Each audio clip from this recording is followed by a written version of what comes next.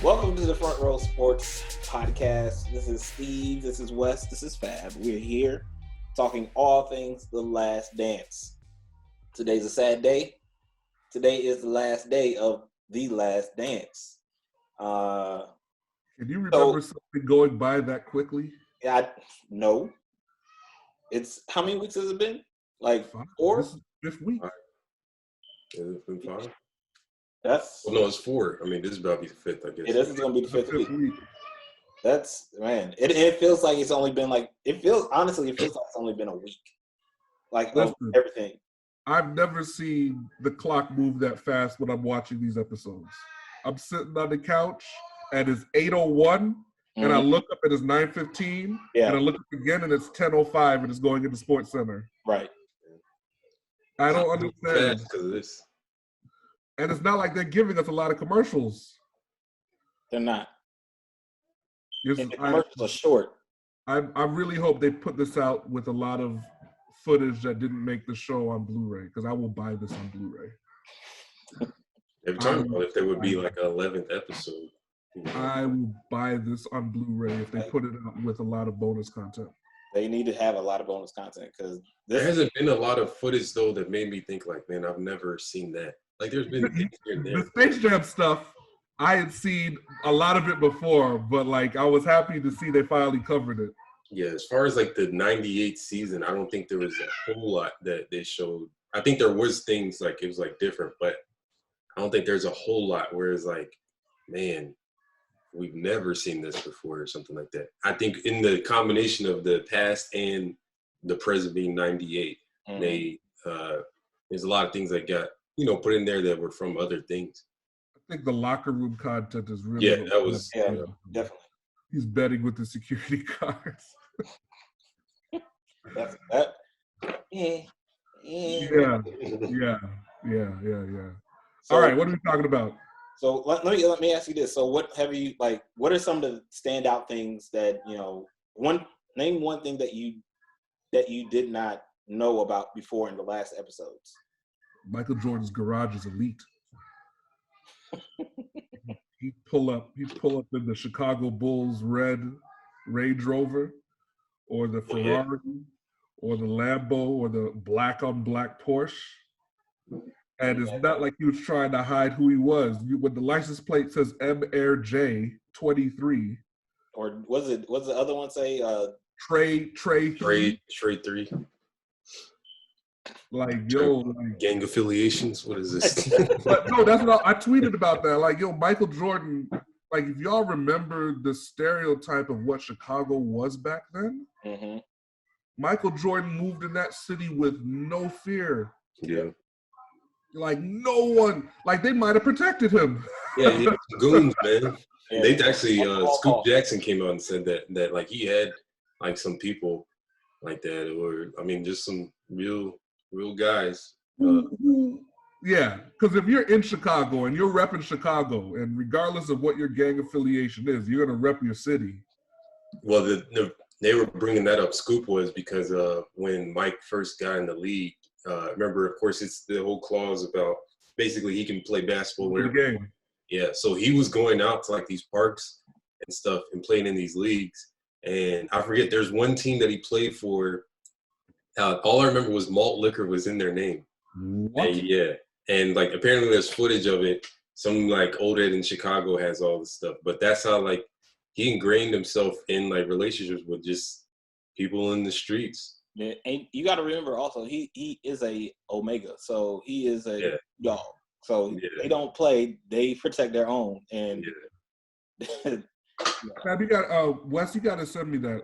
I didn't see where Scoop was talking about that. Yeah, he was on Bomani Jones's podcast. Like Scoop's from Chicago. Yeah, And he was just talking about, like, I mean, Jordan's always been like that guy. He just had the goons around him, man. Hey, Crazy. I think one thing for me that kind of stood out in this whole documentary is it's kind of humanized Michael Jordan in my mind.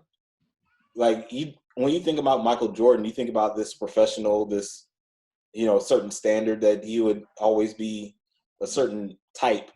But it seemed like he's more humanized, like in the way he would talk about his parents, like deal with his parents, and especially at the end of episode 7. That scene hit different with the audio in the locker room when he was crying, right? Right. I'd never heard. Yeah. I'd always seen the Yeah, video, nobody's ever heard that. heard Nobody's the ever heard audio. Yeah. You buy into him subconsciously saying he wanted to win the championship on Father's Day? So the two losses in Seattle were like whatever. See, we're getting ahead of ourselves.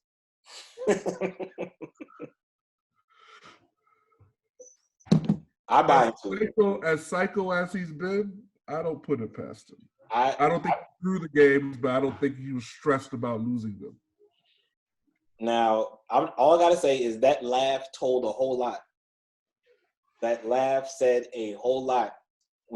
I've never seen Michael Jordan laugh like that before, ever. Look, he was like, "Are you serious? Like, you thought you stopped me?" I'm a Michael Jordan apologist, but you went back and look at those games 3 and 4 and 5 when GP was on them. Like he scored like 23 in one of those games, 21. Like Gary Payton did a good job. Yeah, I think that's the thing that kind of gets lost in translation, which is also why we got to take into context that this is Michael Jordan produced at the same time, because it's going to be the context, even with all of this, the things that Michael wants to show. So even with that point of the Gary Payton, he's highlighting that point for a reason, like in his mind, to also show like I was really concerned about winning on Father's Day, which he could be, but at the same time, my man's did actually, not saying that, because I mean, you're never going to stop a great offensive player. He did do some damage to him. Gary made him work. Now, here's the only thing. This is why I say it's a contradiction if Mike says that I was just trying to win on Father's Day, so I was just blowing those games off or whatever. No way. That doesn't, based off of how his emotions were, talking about how he goes into each game, everything like that, that doesn't add up. And then I can't disrespect Gary Payton. Like, he's the only guard in that mindset that you would think about that could go at, what is it, Gary Payton's what, 6'3"? Yeah. Like, you got somebody that's going to go Still at the Mike. only point guard to win Defensive Player of the Year, right? Yeah. And so if you got somebody that's going to go at Mike, I mean, that's probably one of your best options to go with. So I'm not going to disrespect Gary Payton because statistically it even shows, like, I mean, he did struggle compared to what he normally does. It was his lowest scoring finals. Yeah. So it's not like, even with him laughing, we can't just take the man, the myth, the legend and be like, oh, man, well, obviously. This is the first finals I could think of he didn't average 30. Yeah. I think something that did stand out to me was kind of like what you were saying, Fab, as far as like the human side of him. Seeing, I think, throughout this whole thing, but just kind of like seeing the flaws that he was willing to share and everything like that. I would have liked to have seen how that would have impacted, though, like his family and everything. Like even as far as like how he was raised, which it seems like he had great parents, like how this impacted his children and from his standpoint. And I know that he probably wouldn't ever go into this, but even with like his marriage and things, like how that went through. But Juanita I know was that not getting involved with this. Huh? Juanita was not getting involved with this. Oh, not at all. She got her money and was out. She's chilling with her money on the side somewhere. Yeah, she got her money, was out.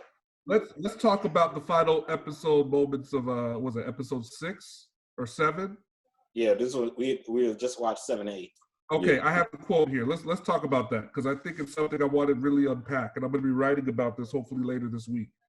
Talking about basically like the price of leadership. Okay. Reset the So clock. here's the full quote. Mm-hmm. What's that? I'm resetting the clock. 15. Okay. So Here's the full quote. When people see this, they're going to say, well, he wasn't really a nice guy. He may have been a tyrant, Jordan said. Well, that's you because you never won anything. I wanted to win, but I wanted them to win and be a part of that as well, talking about his teammates. I don't have to do this. I'm only doing it because it is who I am, he said. That's how I played the game. That was my mentality. If you don't want to play that way, don't play that way.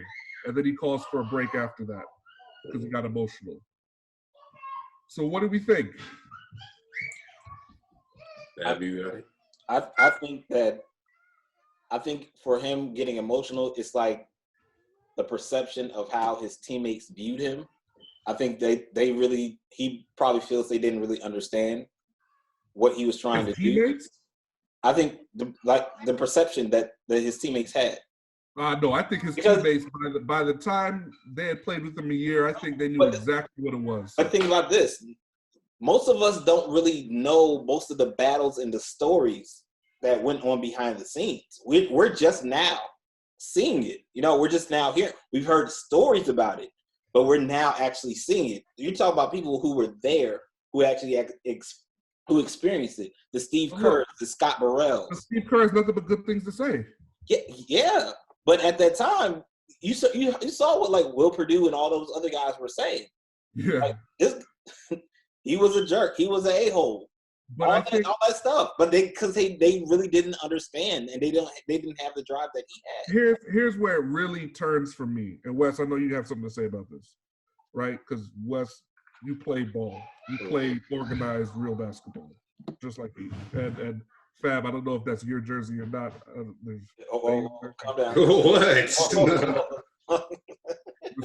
guess we're saying that you played organized basketball as well at some point, right? Yes, sir. So, light them up, Fab. Light them up. Look, the biggest joke is that I can't fit my jersey anymore, so kudos to you. But here's the thing. After all of that, punching Steve Kerr in the face, he still trusted him enough to go to him to clinch a ring. Yeah. Yeah. See, here's the interesting thing. I think this is where people have to be honest about themselves and also be honest when it comes to sports. The thing about Michael Jordan, which I think even more so in 7 and 8 matches up with what he said in 5 and 6. I believe it was 5 and 6, or it's 3 and 4. What are the others? Where he was talking about the gambling problem.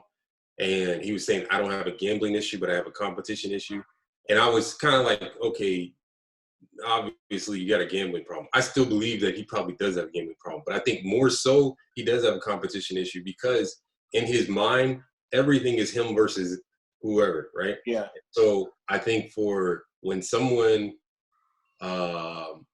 has to now like be the leader or something and you're the best in the world, like think of it at this point that you're the best at something. It's not like Muhammad Ali where you can go out and knock somebody out. It's not like Serena where you can go and win the match. But now you're the best in the world and you have to rely upon other people. The way that he may go about that may turn people off because of the manner. But what I've understood is there are different styles of leadership. I don't necessarily subscribe to his all the way. For instance, the whole story about him not allowing Horace Grant to eat and everything like that. I don't think I would do that, but I do know that when I have been, I guess, heated in such a way or upset about certain things, I'm about to have a West story right here. Yeah, I'm prone to say whatever or anything that I want to say or anything. But at the same time, knowing how to say that again. Wes was like, "You're not gonna eat cat food tonight." No, but it's the thing of it's knowing like different leadership styles. I've seen West coach kids. Yeah, it's like it's different, and I'm learning myself on how to talk to people and how to get certain things out of people, right? But you got to also think like when he gets in that altercation with Steve, he admits that he knew he was in the wrong, that he took on a smaller guy, not just in physical nature, but he decided to take on somebody, and he didn't have to. So he goes out and he apologizes and stuff like that. I think there are people that think that the way for you to operate with folks a lot of times is just to be passive, is just to be ultimately kind. And if you do show some sign of abrasiveness or things that you're not going to allow, that somehow you're not allowing people to really be manifested. But if you really think in some type of, anybody that has some type of success, there's some type of structure, there's some type of demand, and there's some type of expectation. So if you don't have anybody that's setting that expectation, I'm not saying it has to be the same way, but if you don't have that somebody that's setting the expectation where this is the bar every week, then you're going to ultimately fail. And so I think of illness. Go ahead. Knowing what you know, you prefer to play with Michael Jordan or LeBron James? It's hard. I think the thing is this, and this is where I think it really comes down to when we talk about LeBron James and Michael Jordan. Everybody looks at Michael Jordan, and I think we can be in awe of Michael Jordan because ain't none of us like Michael.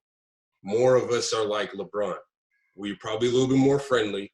We probably aren't that assassin killer. Like, it's hard to be that person. It's hard to be on. We probably don't like LeBron because LeBron really is like us. So it's like, it's harder to say, oh man, at times like, oh, we want to play with LeBron or we play with Michael, to me, because I played with people like Mike, right? I'd imagine, like, my brother is like a Michael personality. Like, he's just going to be chewing into you. But that stuff got me going. I've also played with people where it's LeBron, where he does chew into people, but LeBron's going to be your brother at the same time. And that is going to be something that can encourage me at times. So I can't say which one I would like to play with, because when we talk about playing with, I think a lot of times we may be thinking about, like, who's going to give us the ball or things like that. But I feel like with Jordan, I'm going to better play in my role. With LeBron, I feel like I'm going to better play a spot on the floor, go out on the 3-point line. No one's asking you to do that. Don't worry. Here's my question. It really comes down to, for me, almost like what you prefer. What is your priority? Are outcomes your priority, or is the journey your priority? Right? Because if you have two jobs, one job tells you that your life on this job is going to be tremendous. You're going to get along with your teammates. You're going to have a brotherhood. You're going to be a super family. It's going to matter to you off the court. But your outcomes, you're not going to win as much as you could with the second job, which is, balls to the wall. We're going hard. Everyone does the job to the peak that they can. We work hard in practice. We work hard at work. And we put in our hours and then some. We're working 65-hour weeks, but we're the best in the world at what we do.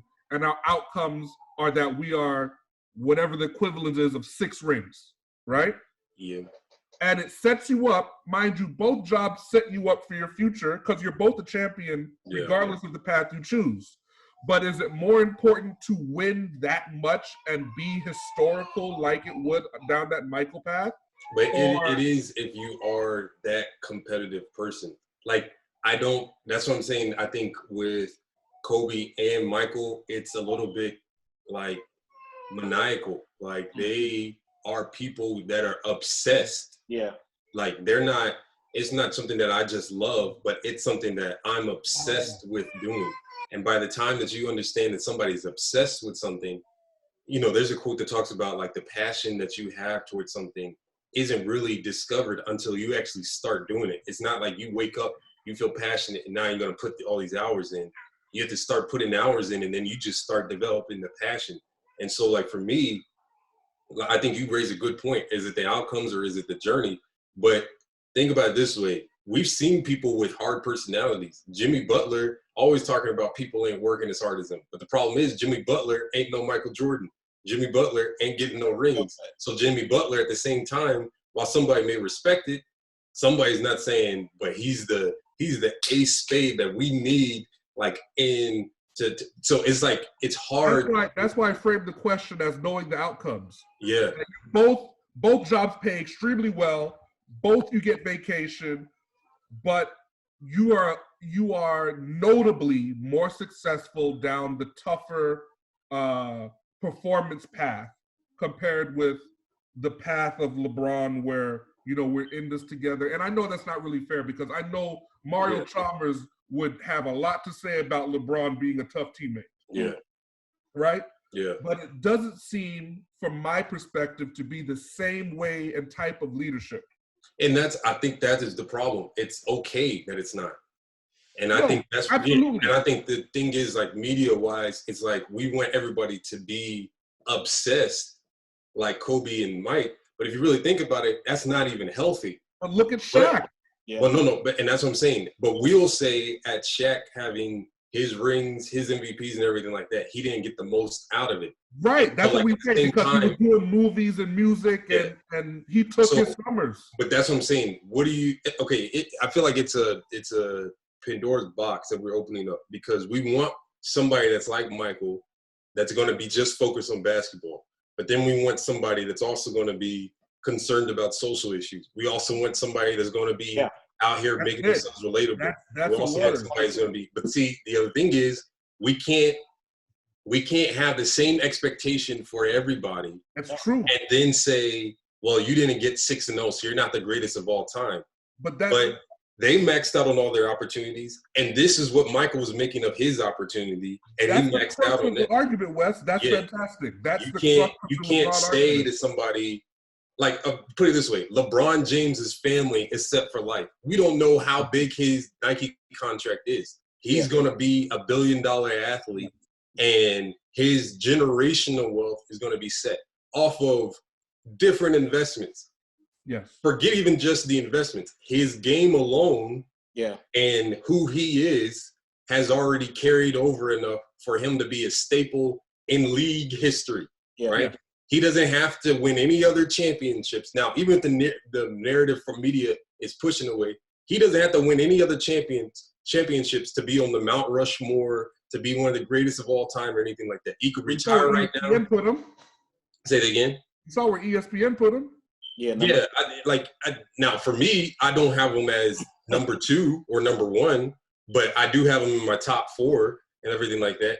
But the understanding for me is why when we look at a Kawhi and it's load managing, everything like that, and he's saying, I'm just concerned about getting to the playoffs and winning the championship. It's the Jordan effect. Literally, it's the Jordan effect, because what we said was, this is the standard. Everybody must get to the championships. Yeah. But then when we see somebody doing something else, then it's like, you're not focused. And then the leadership style that we want you to have is just completely about the game. But then we also want you to be our pal at the same time. So that's the thing as well, because here's why the conversation gets so interesting to me. Because Michael Jordan as a template, we saw that someone could follow that maniacal template and win in Kobe. Yeah. It works. and as long as you have the pieces around, which when this is the thing that I hate when people bring up about Kobe, because they're like, well, he didn't win as much as he could have. Kobe had bad teams. I think Kobe maxed out. But I'm saying, like, Kobe also had bad teams. Mike had bad teams early on, and he didn't win. Mm-hmm. And then when he got good teams that bought into his system, they won. When Kobe gets Powell again and they get a certain crew around them, they win. Powell may not be in your top 10. Powell may not be in your top 15. He played his role. But that's what I'm saying. So, like, when you talk about now you have a standard that's set, Powell and Kobe, from what I know, were really good friends afterwards, because there was a standard that was set. They had some common ground. I think for majority of these guys, where you see B.J. Armstrong come out, Steve Kerr, you see Dennis Rodman, you see Scotty, all these people, right, that are commenting in such a way. Most of these guys learned to appreciate what they were around, because Steve Kerr, it probably kept him in the league longer. Like, no doubt. Like, I'm at this standard, let me buy into a role. Scottie Pippen, it got something out of him that was in there, but it just needed to be, like, chiseled out. Dennis Rodman, he was gone. Yeah. You saw that in the 2 years that Jordan was gone. Yeah. For him to, I've been saying Dennis Rodman talks about, like, he wasn't having conversations with them, but he knew on the floor, like, it was business. All I'm saying is there are different ways about going about leadership. And I'm not saying that everything that Mike did was great. I do know that for a lot of people, the hard thing is because you don't have anybody that's keeping that expectation on you at times. So when you don't have that, all you're thinking is it's a free will, I'm going to do whatever. I think one of the most beautiful quotes that Mike had in this thing was when he talked about he came back from baseball and you got Steve Kerr, and I forget who else had just joined the team. I think like Winnington, all these people, right? And he's like, y'all have been riding the coattails of 3 championships that were, 3 years ago at this point, and y'all just coming in here, and this is stuff that I've built.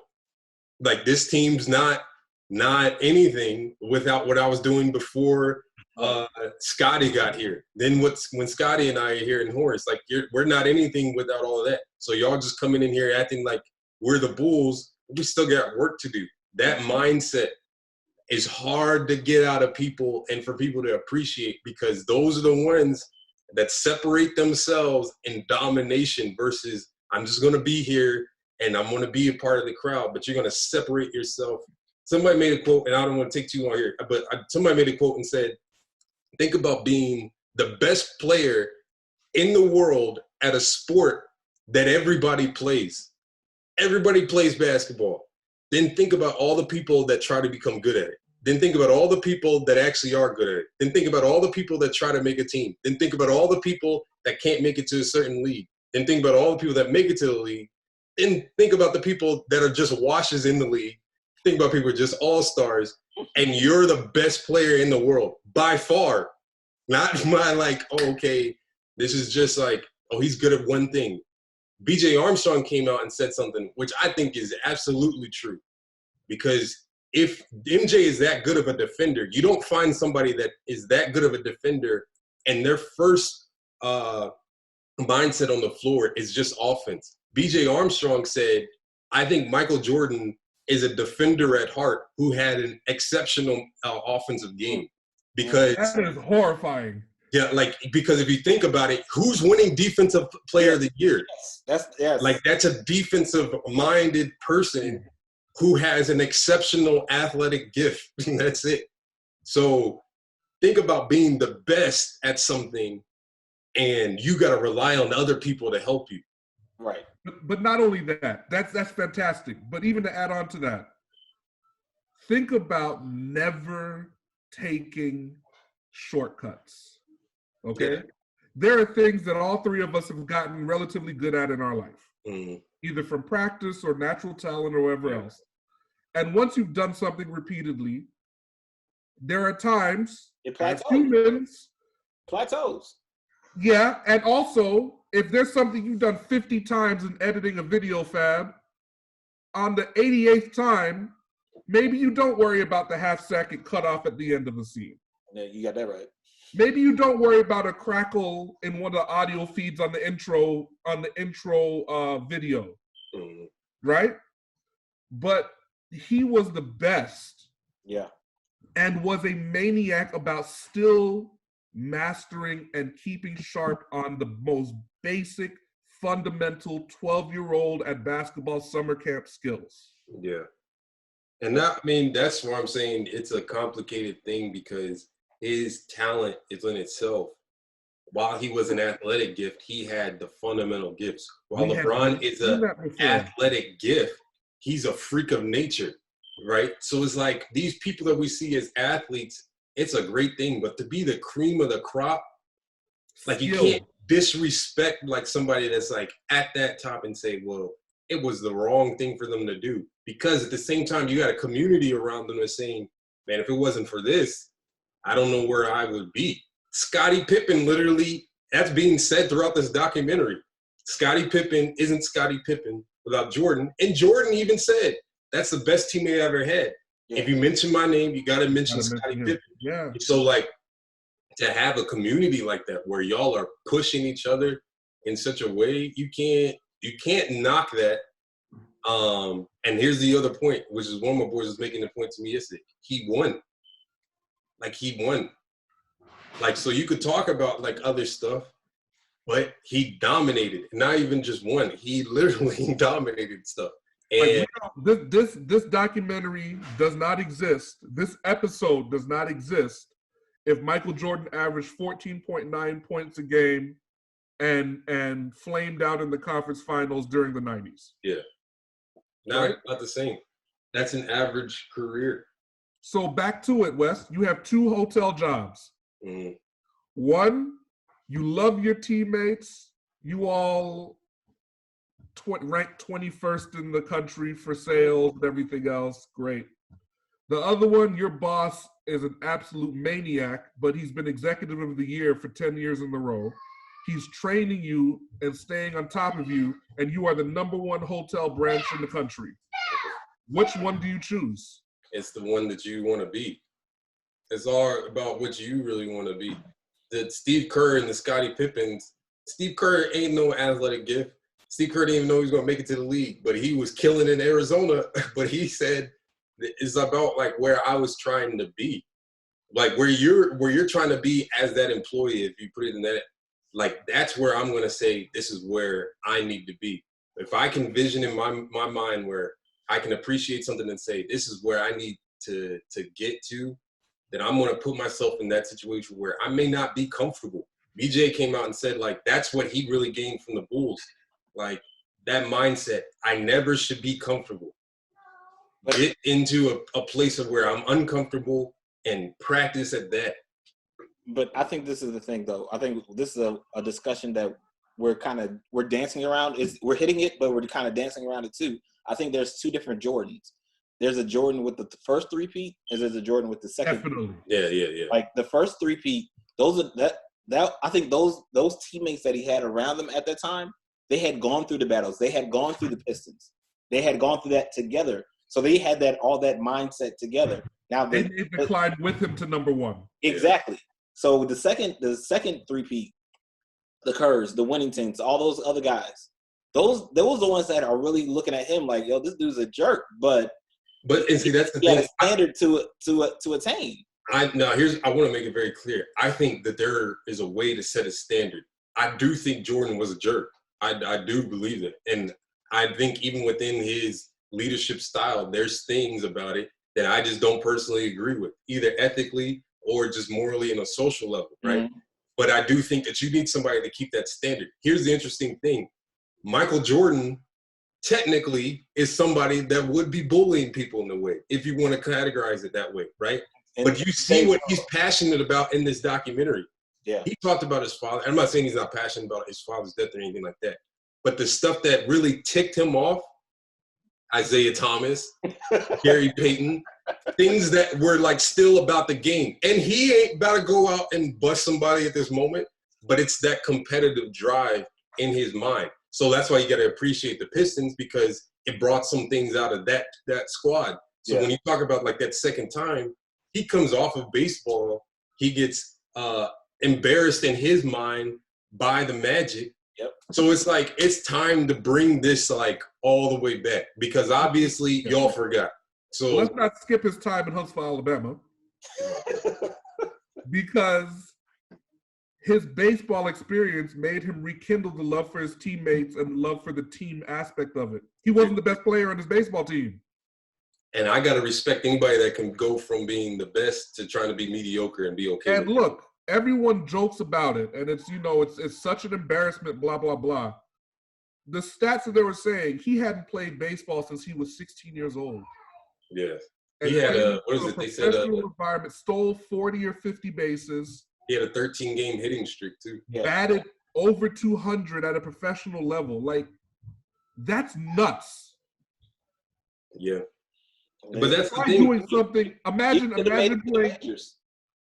They said eventually, but they said it was going to take some years because the amount of bats that he would have needed to take. Right. Because if he had gotten to the majors, he would have had to been like, it was been in his late 30s by the time he would have actually been able to be like on the level, which I think was good because it gave a respect. Even in the documentary, it was like, if you're a baseball player, that's a different thing. Like, we'll be seeing them and we're like, man, these guys don't look like, but it's, if you're taking a world athlete like Mike Jordan and then you saying, well, he can't even play baseball at a level that's like major leagues, and it's putting respect in the picture. But it's still that maniacal, I'm going to be here, I'm going to practice. Bring the bat to your knuckles and your hands bleed.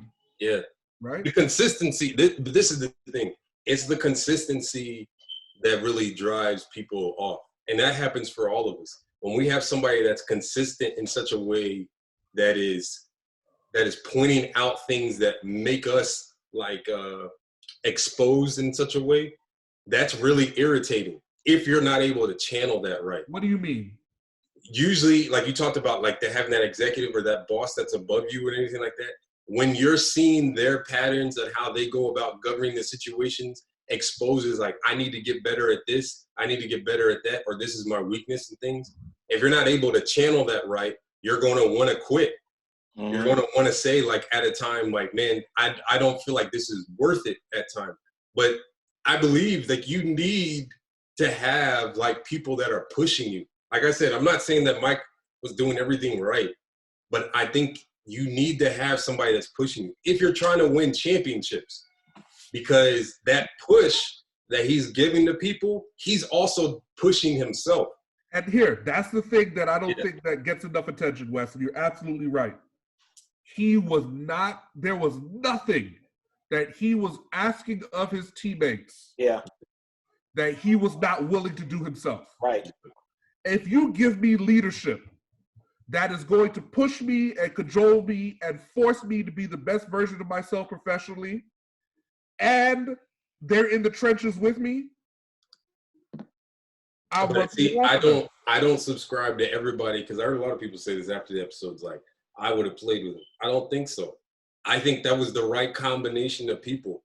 These are like strong individuals that understood where they needed to be headstrong. Yes. Dennis, I'm going to be cleaning boards. Scotty, I'm defending everybody. Steve, I'm killing every three. Tony, I'm taking every shot that I can take, and I'm passing every ball that I can. Like, it's the understanding I'm going to be an absolute stud at what I'm doing.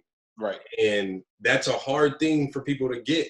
But it is easier to get when people know that you are separating yourselves from the rest of the league, and you're separating yourselves from us in the way that you work, and we want to catch up to you. So go ahead.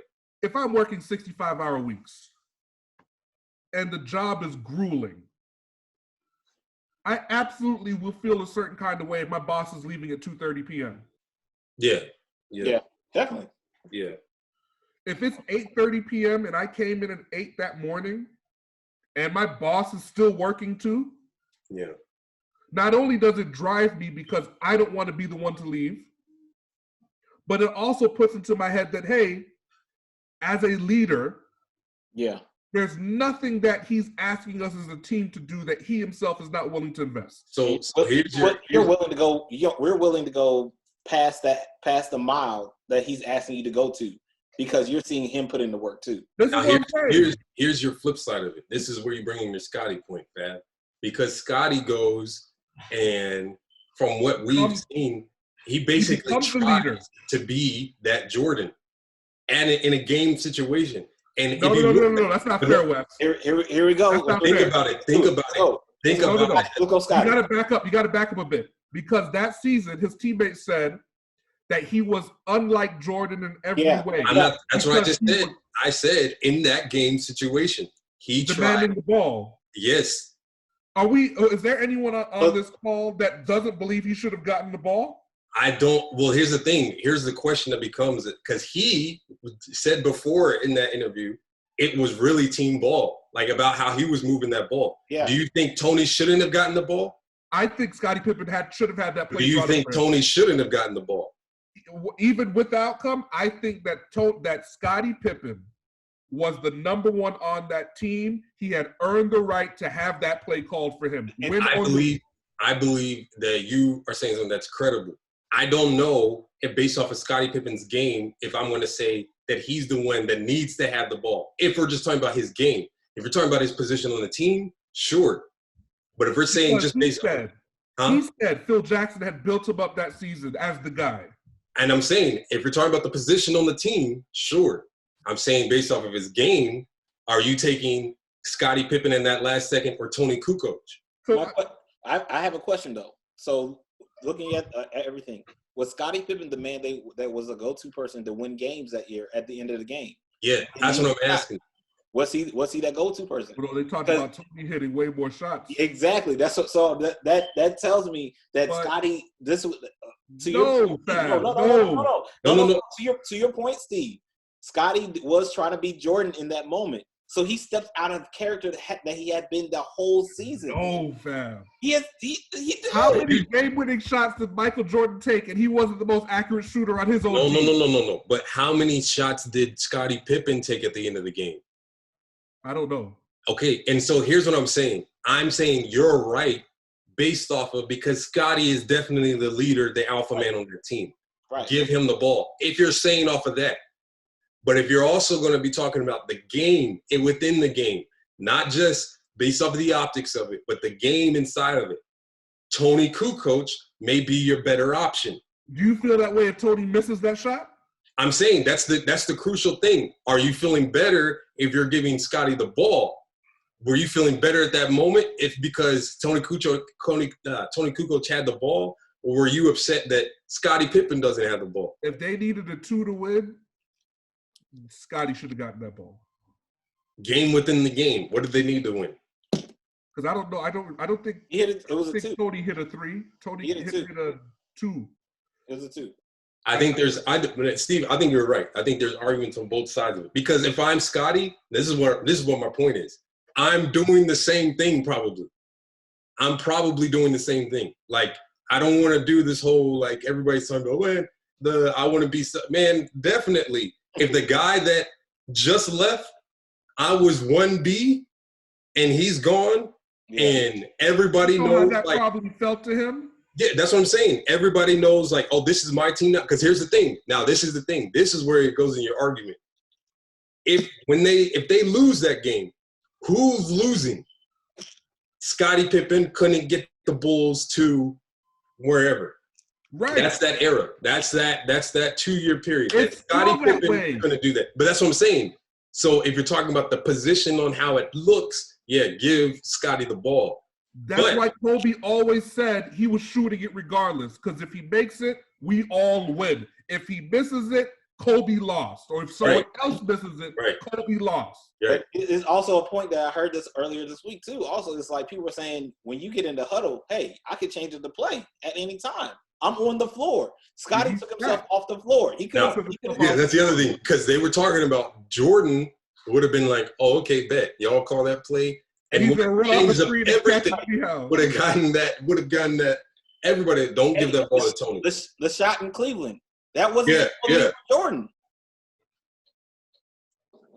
I mean, you got to think, and that's what I was saying. I was bringing up that point of because Scotty, it seems like, is around somebody that is definitely this abrasive person in such a way that's driving people. But I think Scotty didn't have to be that person, and that led to their success that year.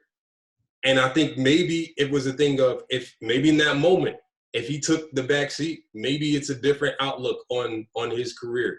But I don't think it's fair to judge him by that the whole moment. I think he just got caught in the position of, I'm the alpha on the team, and I believe I can do this based off of what I know for myself.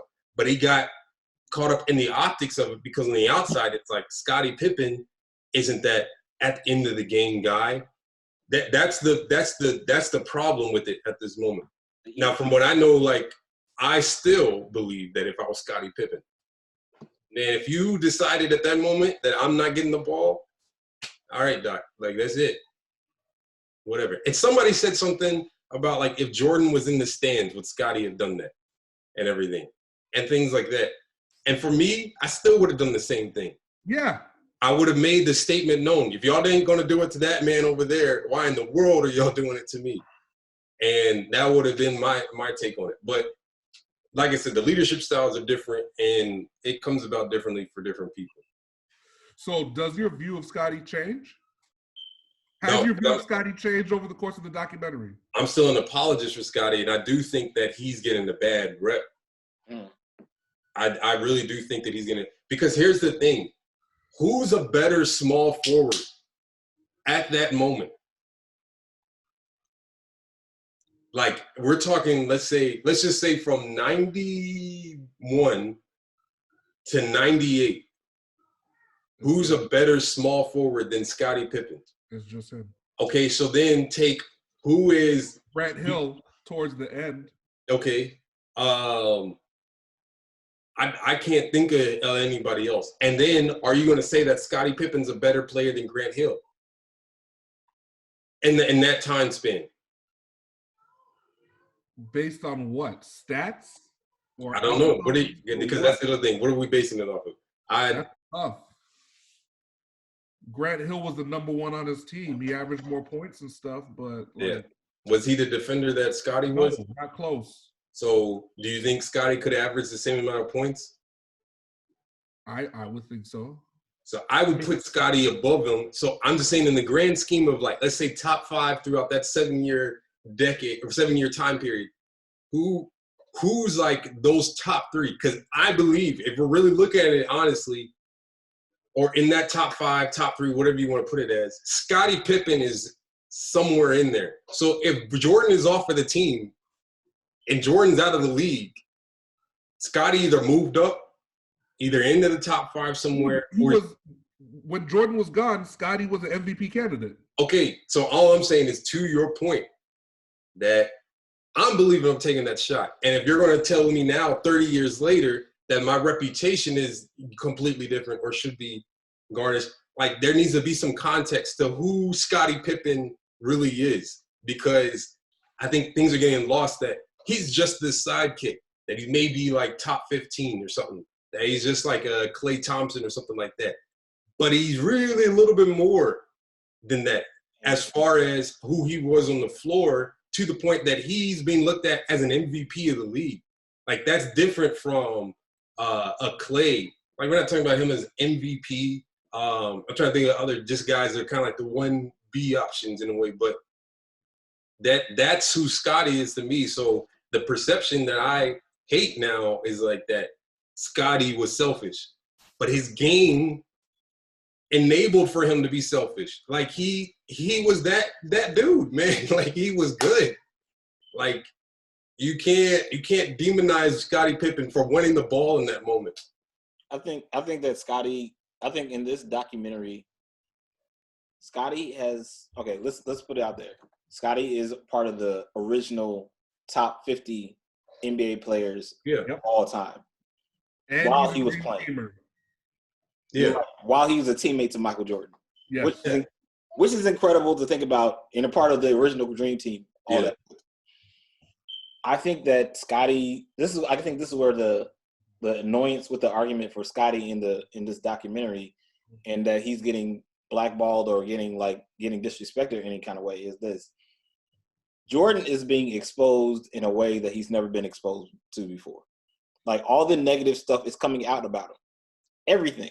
I just like to hear them say about the people that he checked and then they weren't having it. But they like I want to hear him talk about Charles Oakley. If he tried to check him and nothing happened.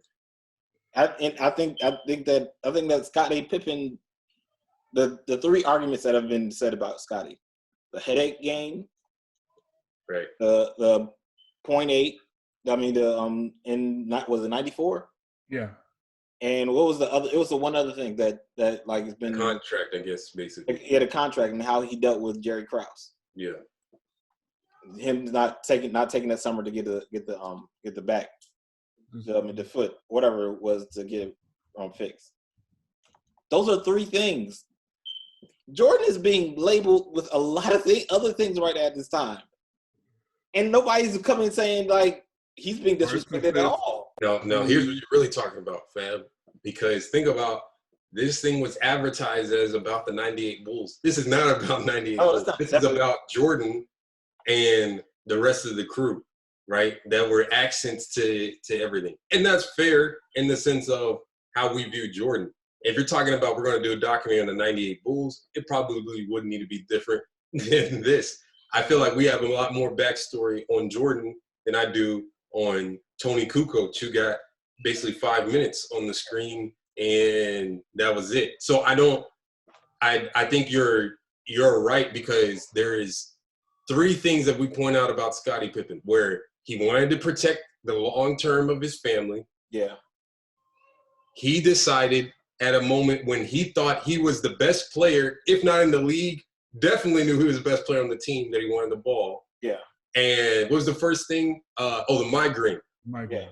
I don't know if he had a migraine or not, but I can believe him because that's him saying that. That's like saying that, did Jordan really have a flu? I mean, how are we supposed to say like that somebody doesn't really have one or anything like that, or that they're wimping out or whatever? The facts bear out now that it was probably food poisoning from pizza he ate the night before. Yeah, like, so I think it is a bad rep because Scotty, man, I don't know. Like you brought up, Steve, the other week. Put Scotty in this new millennium. He's How many Kawhi. teams is he He's Kawhi. taking their number 3 spot? Yeah. Like, you're not taking them over LeBron. So that wraps up about half of everything that's going on. You're definitely taking them over, Clay? Yeah. Player 3, yeah. Taking I asked that question in the chat. Of the championship teams from 1980 Lakers to now, how many of those small forward spots does he take that spot? Yeah. If you're putting KD as a 3, I mean, I guess not. But Okay. But how many teams out of 40 have we just named? only 2. Kawhi, Dr. J, Larry Bird, James Worthy. KD. Those are your 4 small forwards who he would have to battle and maybe not win that starting spot. And James Worthy. James Worthy was James Worthy was a power forward. I thought he was a 3. James Worthy played, he went between. Yeah. Because remember, Michael Cooper played small forward for them. Oh, that's right. That's true. Cooper had the defense, had the clamps. So you tell me. Cooper was at 2.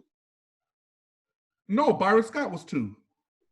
That would make sense. Byron Scott had to be 2. Yeah, you're right. Because Magic all 1, 2. So you tell me, those are 4 small forwards in 40 years of teams. He starts for all the Bulls teams. He starts for the Rockets. He starts for the Pistons. He starts for the Spurs. Yeah. Any of their title teams. Yeah. And I mean, he starts for the Mavericks. And here's the weird thing. He starts for the Lakers. Yeah. Here's the thing, going back to like the leadership styles of it, because I've heard stories like that come out basically when Scotty goes to the Rockets, he basically tried to carry that whole Jordan essence, and it didn't work. Like it didn't work. And I think that's the detriment of Scotty. Maybe if Scotty was able to figure out what his niche was. Now that's the thing. We forget about those Jailblazers teams because like they were serious. Those rosters were no joke. Like they had squads, right? Wait, let's just stop for a second. Let's talk about that team for a second. Damon Stoudemire, peak Rasheed Wallace, baby Jermaine O'Neal, Bonzi Wells, who was a bully. Yeah, Darius Miles at the end. Darius Miles at the end. Steve Kerr was on the team too. Yeah. Who? Steve was on the team early on too. Sabonis. Yeah. Grant. Steve Smith. Yeah. At his peak. Steve Smith. Listen. I still don't know how the Lakers beat that team in that game. Donahue. But he also, like the Lakers were trying to bring Scotty on the team. And what was it? 07? They were like, I guess in my mind, I just think that because Scotty is in that shadow of Jordan, that he's going to get cast away as like, yeah, whatever. But it's like, man, Scottie Pippen was that guy. Like legit that guy that just so happened to be number 2. Yeah. Because you have people like Isaiah Thomas says that Scotty wasn't even a top 50 player. Yeah, I don't understand that. If you're locking up Magic Johnson like that, and then you also can get 20 a game, don't. Yeah. Wait. He's 6'7" with a 7-foot wingspan. Hands touching his kneecaps, man. What are you talking about? Like this is a dude who. Listen, here's my highest praise for Scottie Pippen. All right, NBA Live 2000. You had to beat Michael Jordan one-on-one before you could play as him in the game. And so early on, when you bought the game, Shout out to EA Sports for the last good basketball game they put out. You had to figure out who to play against them. Kobe didn't work against Michael Jordan in that game in 2000 because, that's still 4-year in Kobe Bryant, number 8. That didn't fly. He got eaten up in that game because I tried playing all the players I could think of against Michael Jordan. Do you know the only 2 players that I would use that could beat Michael Jordan one-on-one? Scottie Pippen and Julius Erving. Julius Erving, wow. Those were the only 2 players that I was able to use. And Julius Erving was real shaky because he couldn't dribble so well. But Scottie was the person I had to use to beat Michael Jordan one-on-one in that game. Yeah, man. I guess, like I said, it's until Scottie's documentary comes out, maybe we won't appreciate it. But he's not going to get a documentary. Who cares about number 2? Who cares? That's the name of the documentary right there. Number 2. Who cares about number 2? What one other thing I was going to ask was about, like, do you think, how does, like, Jordan, like, because seeing how his relationship was with his parents, like, how do you think that influences, like, how maniacal he was on the floor? Because somebody brought up a good point in correlation to him and LeBron, and this was something that is really deep that people may not get. Like, Jordan was really young when all this stuff happens, and he retires when he's about, like, 30. His dad has just been killed. Yeah. He's on top of the world. Like, think about, like, your 20s. Like, I'm still trying to, like, figure stuff out. So if I'm, like, the top guy in the world, like, I walk down the street and I can't even take 2 steps. I can't do anything or anything like that. My father gets killed. I'm on top of my game, everything like that. That's a lot of stuff going on. But they're talking about in correlation to LeBron as far as the maniacal nature of Jordan. They were saying, if you look at the households of Jordan has a stable household where he doesn't have to worry about certain things. Yeah. And he can be focused on, like, this one singular thing, right? Where you got LeBron that has to kind of, like, become an adult a little early, and he may be a little bit more sensitive to other people, if that makes sense. Like, he just has a nerve for how other people may be going about stuff and where to position and do these different things. And that's to his credit. But it also, like, it just paints a good story about, like, the balance of, like, when you got a kid that has, like, a foundation in such a way where they don't have to be concerned about so much different things, just how much they can excel. But then it propels LeBron's story at the same time, because it's like, that guy doesn't have a foundation of any kind, and he's a world-class, phenomenal athlete. Mm-hmm. And it's just interesting, like, the 2 takes on it. So I was wondering, like, as far as Jordan's background, how do y'all think that influenced how he goes about and punches Will Perdue and Steve Kerr? Like, well, the thing that the documentary – I'm sorry, go ahead, Fab. No, I was going to say, like, it said, I think they started that early on when they were talking about his background with his dad and his brother, how he was trying to prove to his dad and that's for his attention. Yeah. Like, I think that's what drove him. And that's Mike was the number 1 in his own family. Right. Like, he wanted to be number 1. Did you see his brother as far as the bounce that he had? 5'11" and bunnies, man. Did you see the old footage? Have you ever seen the old footage when they're playing one-on-one against each other? Like, Michael Jordan's already in the league. Yeah, and he does the double bump. He's wearing the Chicago Bears sweater. Yeah. That's the one where his brother does that reverse double bump. Yeah. Like, yikes. And the brother was slapping glass and dunking with the other hand. But which makes it weird because, like, this is, like, Jordan is unstable at the same time. Think about if you were told by your teammate, yeah, that guy said, nice game or something to me. And it turned out that it wasn't even true. Right. And it's like you had on the back of the bus, you talking to your teammate, telling them, like, you know, this guy out here making up stuff for him to have, like, good games. Like, that's how obsessed he is. And I really would like to know how that impacted, like, his family.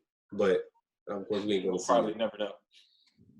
Probably. I mean, they came out and said he still good seems things. to have. He still seems to have a solid relationship with his kids. I mean, yeah, it seemed like they.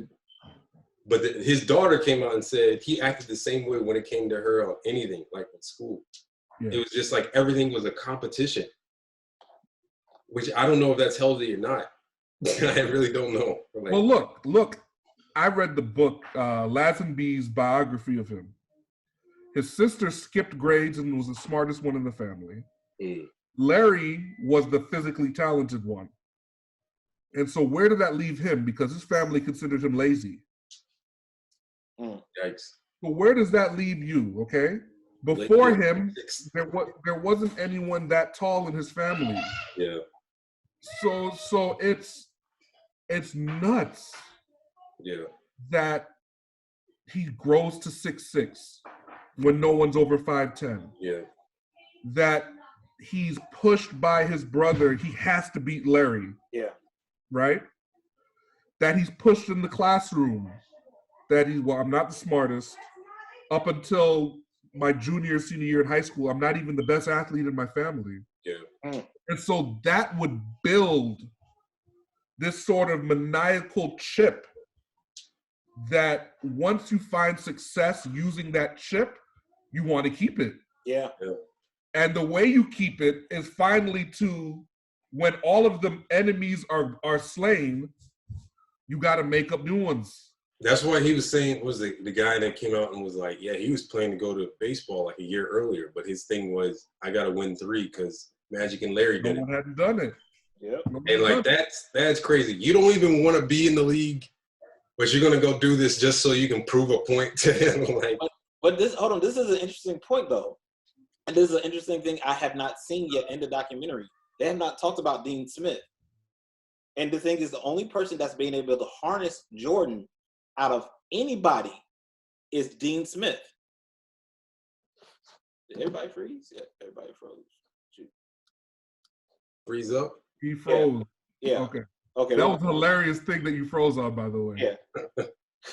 So I was saying, like, the only person that's been able to harness Jordan and pull him in is Dean Smith. They have not mentioned Dean Smith in the whole documentary. So when we talk about like his competition level and his drive to prove to his father and his brother that he was the greatest, you didn't see that at North Carolina. You had to play team ball. Right, but that's because he came in as a freshman and Dean Smith had a strict system in place. But the other thing is with that though, you remember he wasn't the best player on his team early on. Yeah. Right? I mean, James Worthy and Sam Perkins But Fab, it's the same reason why you don't see him blowing up when he went to baseball. He wasn't the best player on the team. If you know you're not the guy, you keep your mouth shut and you work. He did say, I mean, when he walked into that first Bulls practice, he realized he's the best player there. Right. Weird, because Roy Williams did say, like, when they were practicing, he knew that he was the best player. And then that's the crazy part about it. So he comes out of college after, 2 or 3 years, and then Bobby Knight says, this is the best player I've ever seen. Like, he was telling his friends to draft him at center if they needed a center. Forget, like, I just saw somebody as the best here, but never seen anyone like him. I don't know. It just goes back to the part of like the consistency that it shows when he talked about like after he loses to Orlando, he's in the gym the next day. There's not a lot of people, and I know a lot of people are saying stuff like, they're inspired. Yeah, you may be inspired. You ain't gonna do it. The thing is, like, we relate more with a lot of these other guys that are in the league than we do with the Jordan. That's why Jordan is a myth, a legend. It's something to ascribe to. It's hard to be.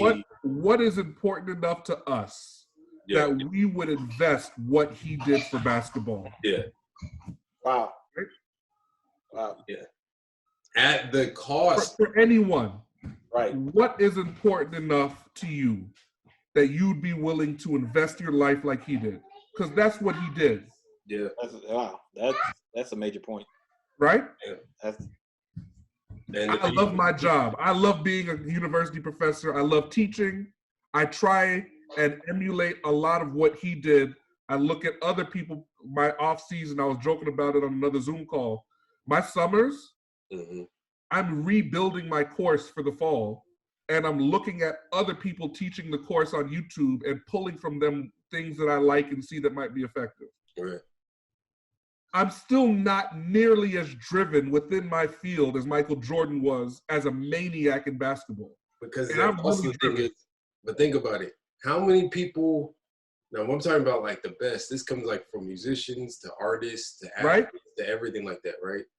Usually they got a little, not like something's wrong with them, but they just think different about something. Right. Like for the normal, you're going to be successful. You're already successful, but you're going to be successful. But that extra drive, something else is going to have to sacrifice, right? And the thing is, you'd have to be okay with that being sacrificed in a way. I imagine, and I think Kobe had came out and said this, that with a personality like him and Mike, there's family stuff that sacrifices. Yeah. Like Shannon Sharp came out and said that like everything, even his family, was below football.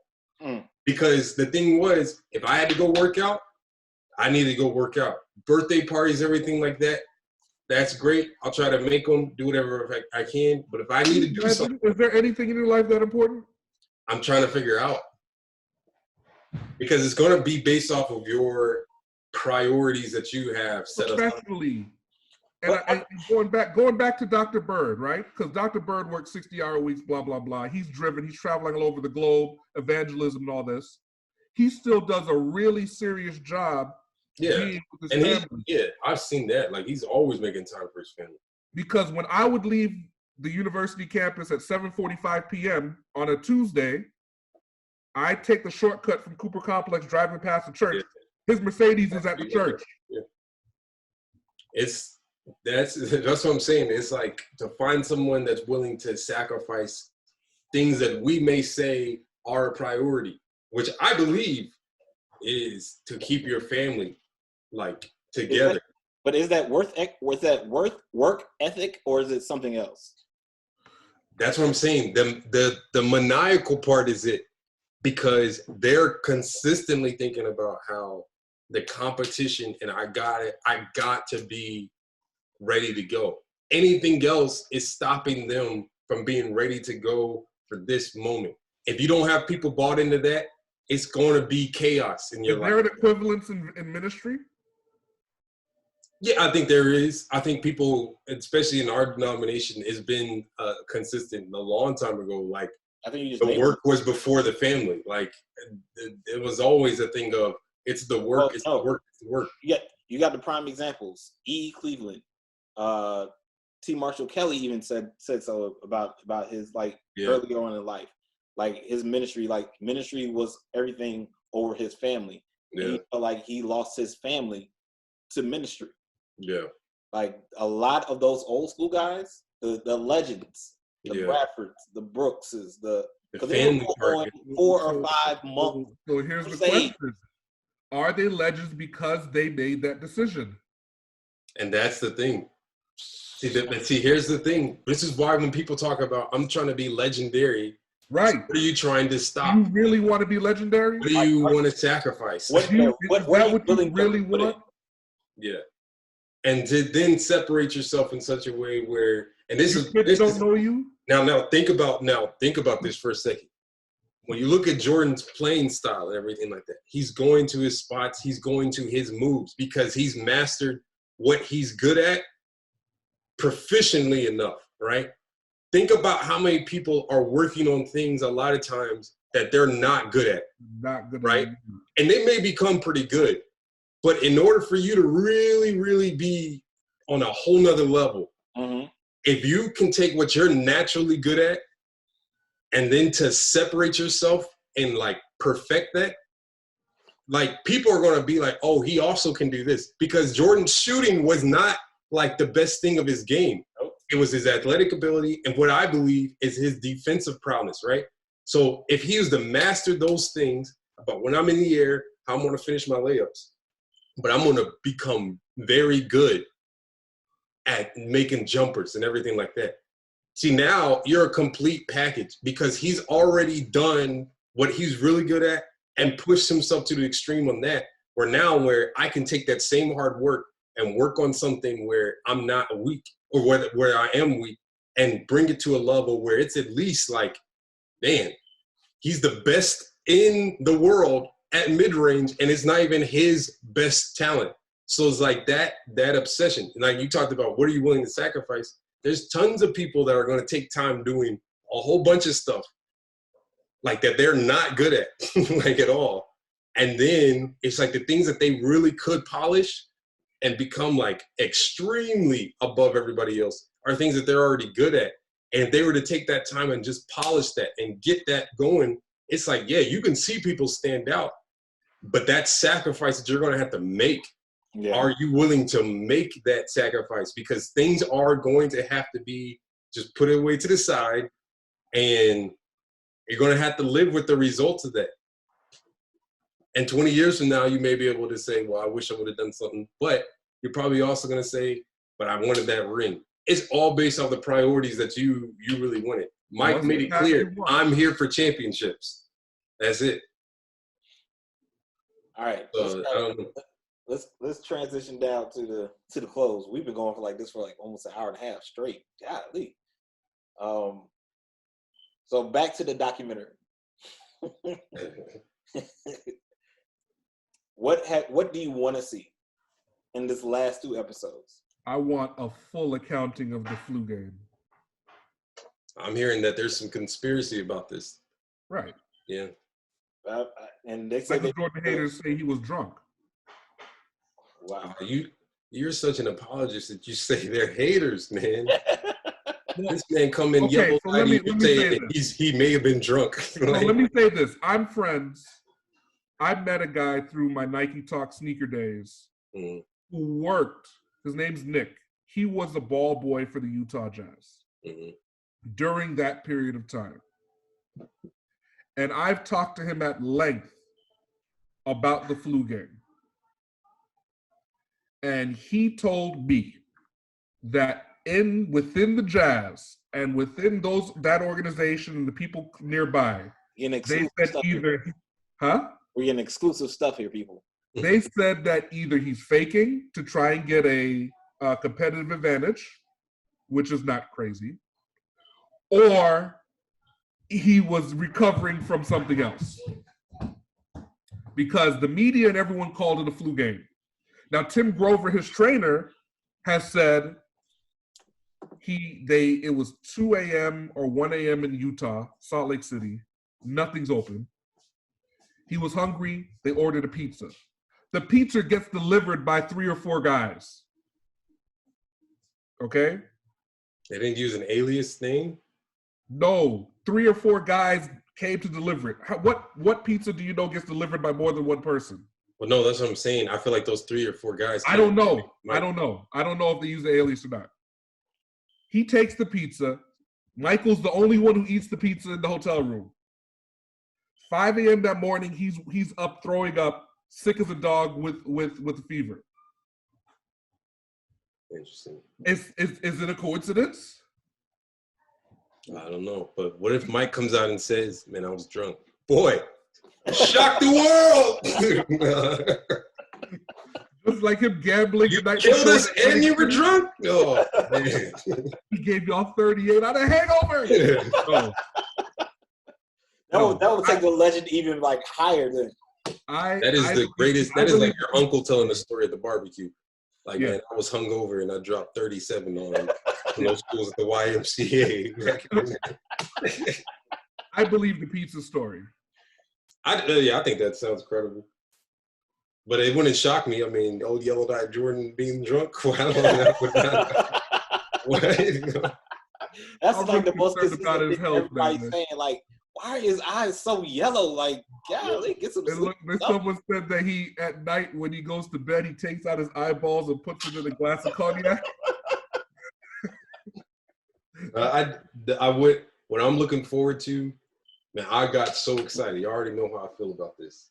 When Reggie Miller popped up on the screen. Yep. Yo, I got so excited And the way they ended episode 8, where he said we're gonna knock them off.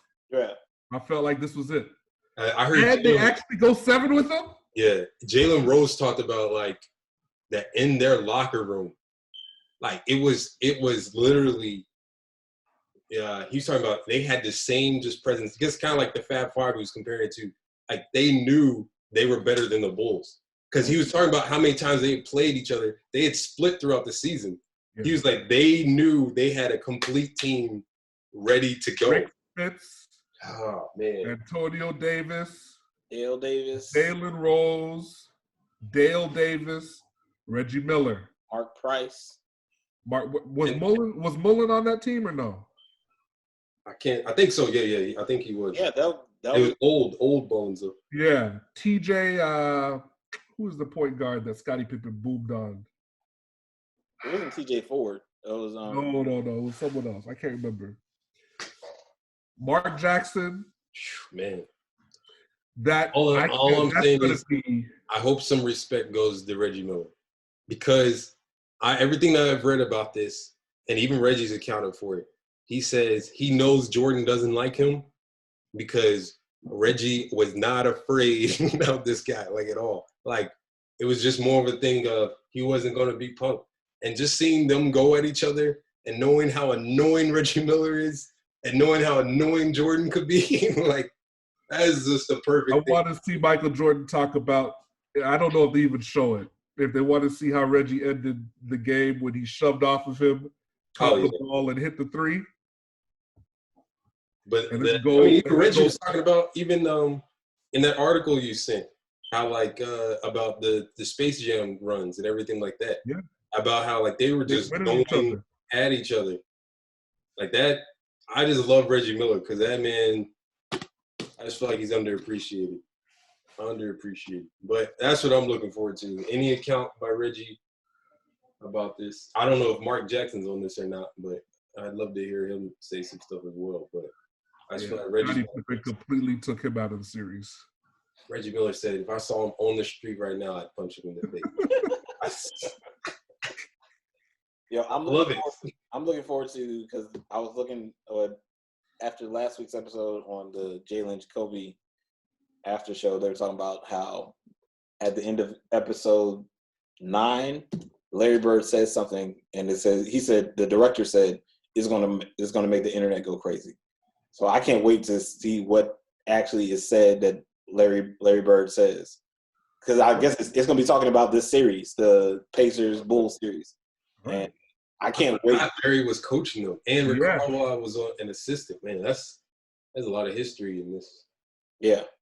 I remember the thing I remember from watching that series when it happened was that Larry Bird, after they lost, said that in a key moment, he sent a triple team or a double team at Michael Jordan to see if he was, quote unquote, great enough to pass. And Mike passed off to an open shooter. They hit the jumper and they win.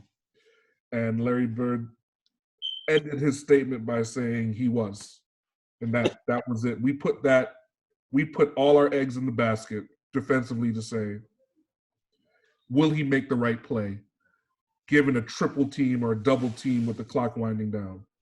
Would he force it or would he make the right play? And he found a shooter and his shooters made it. And I think that's the great thing about Michael Jordan that people always overlook. He was willing to find the open shooter. This is a double standard we have with Mike and LeBron though.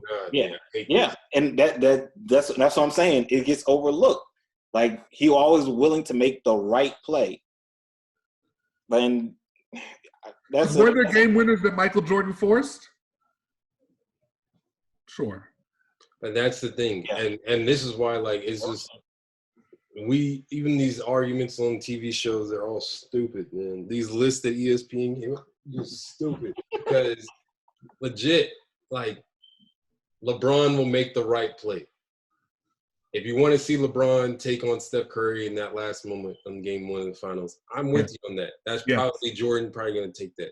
I want to see him destroy Jason Kidd in the fourth quarter. Yeah, but at the same time, if he passes the ball and the guy gets the layup and it's an open shot, am I going to tell my kids at the same time when I'm coaching them, don't pass the ball to the open man? Like, the whole notion of that, and it's the Jordan effect. That's literally it. We want somebody to resemble, like, I'm about to take on the weight of the world at the same time by myself, when it doesn't work like that. You get you a couple of white boys, John Paxson and Steve Kerr in your corners, and you can send it to them, man. I can't wait. Now I'm upset that it's ending, but I can't wait for tonight. I'm upset it's ending. This has been the best thing on Sunday nights since. Yeah, what really happens from now? The Wire. What do we do Game of Thrones since that ended last year, and that was what are we supposed to talk about after All this? I know is those social 2 justice. hours while I'm at work. Those 2 hours while I'm at work fly by really quickly. Yeah. ESPN would be able to print money if they only announced a Blu-ray set featuring a ton of other hours that didn't make the show. Yeah. Yeah, they said there's tons of footage. Charge me $50. I'm in. That's easy money right there. I'm in. Blu-ray. That's easy money. I'm in. Even better if they had the audacity to listen to their customers and to put full games on those discs. Easy money. Take my money. Throw my wallet at them. Oh man, I hope Reggie Miller talks some serious trash tonight. I think he will. And also, they haven't talked about it yet because, the timelines are coming together. I think they're in 96, 97 now versus the 98 ending. So we're going to see the first finals against the Jazz, because the first finals against the Jazz is the flu game. The game one shot to win the game when Brian Russell lunges at him and he goes left and pulls up. Scottie Pippen telling Karl Malone that the mailman doesn't deliver on Sunday. I remember thinking, like, as a 7th grader, when I heard what happened, I said that would destroy anyone's confidence. Like, imagine your whole nickname and persona was this one thing, and someone points out a weakness in it based on the real life day that you were playing, and you are at a clutch situation at the line. Mailman doesn't deliver on Sundays. What are you supposed to say? And they say that they go in like the last 30, or they spend a good amount of time on the last game in Utah.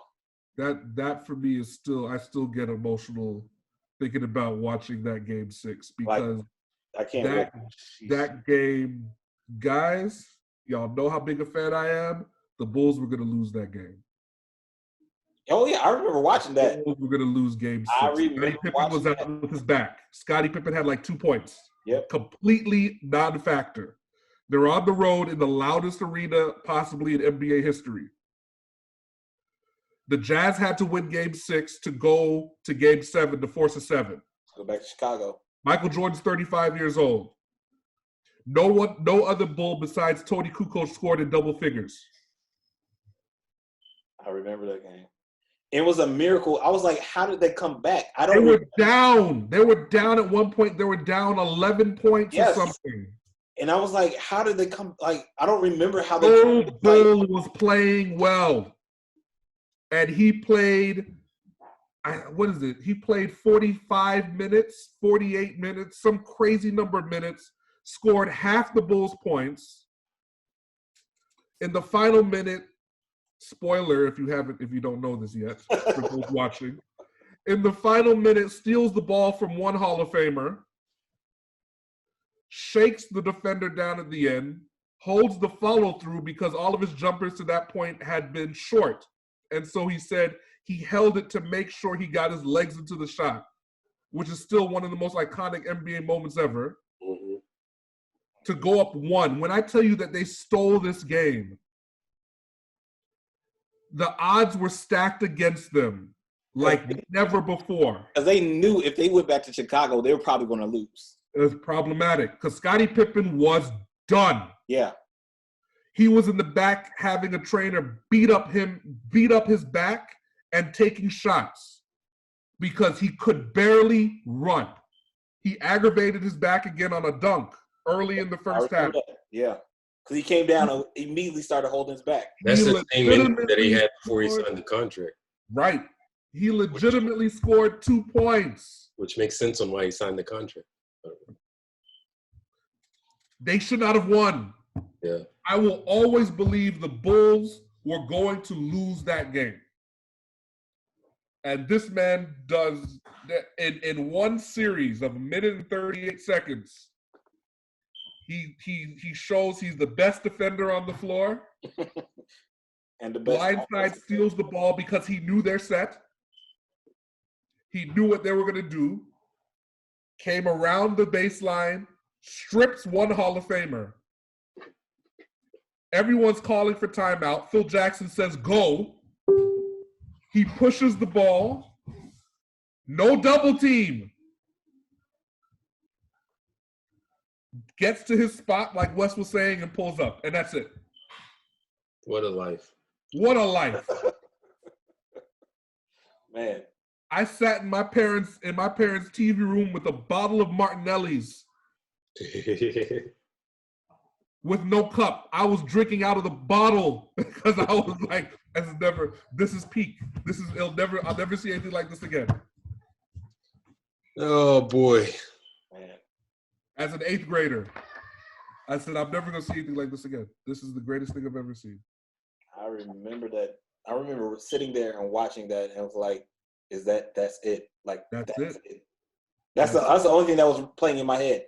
I'm like, that's it. And Bob Costas said, if this is the final glimpse we have of Michael Jordan, what a scene it is. Yeah. I'm excited. Let's bring on these episodes, though. And then in the next podcast, we can talk about how insane it was that he wore a shoe that didn't come out for 16 months. You're upset, were you? What's that? Said upset, were you, huh? No, I was just shocked. Oh. Because no one had seen the Air Jordan 14 before. He literally wore them a year early. What a life, man. Through that series, he wore the Air Jordan 13 in both low and upper. And we knew what that looked like with the hologram on it. Mm-hmm. And for game 6, he pulls out this shoe. And remember, we have standard definition televisions. I recorded the game. I went back and tried to pause it to get a glimpse of it. We weren't big on the internet. What are those? What is he wearing? Come to find out, this is the Air Jordan 14, based on his Ferrari. What a life, man! What a life. That's all. Bring on. I think about making a shoe based off of my Ferrari. Bring on episode 9 and 10. This has been a great distraction.